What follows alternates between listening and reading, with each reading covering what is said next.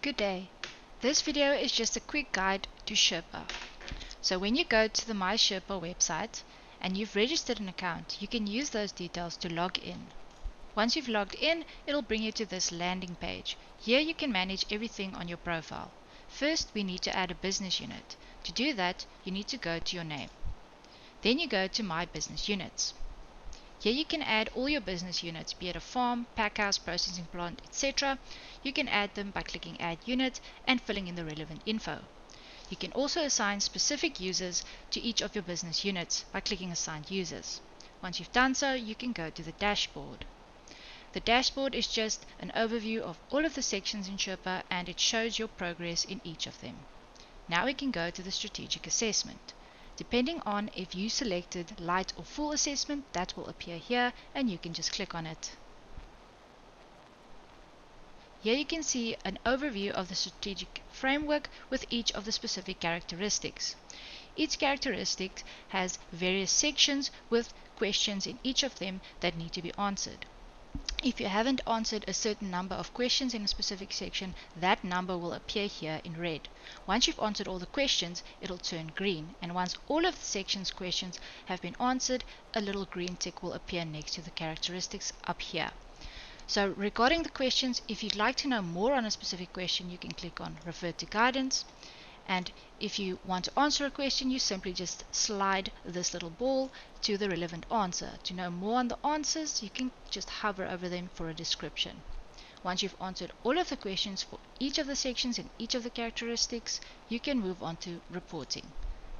The reporting will just show you a feedback of your strategic assessment, and there are various ways in which you can view this feedback. Now we can move on to the performance indicators. Here you capture the physical data of your business, such as energy data, your human resources, or your production data, etc. And you can capture this data for as many data periods as you like. You add a new data period by clicking here and then just filling in for the specific year the relevant data. Some of these data may require you to indicate the area of land. To make it easier, if you don't know it out of your head, you can just go to area mapping, select the specific piece of land, and then it'll indicate the specific hectares for that piece of land here. Now we can move on to reporting. So, from the data that you have captured, it will generate key performance indicators for each of the relevant characteristics. To see more on a specific performance indicator, you can just click under the measured by. This will generate a graph that indicates the performance indicator if you've entered data. So this will also then describe for you the formula used, why it's relevant, and how to interpret the performance indicator. Down here you can just see all the data that was used in calculating this performance indicator.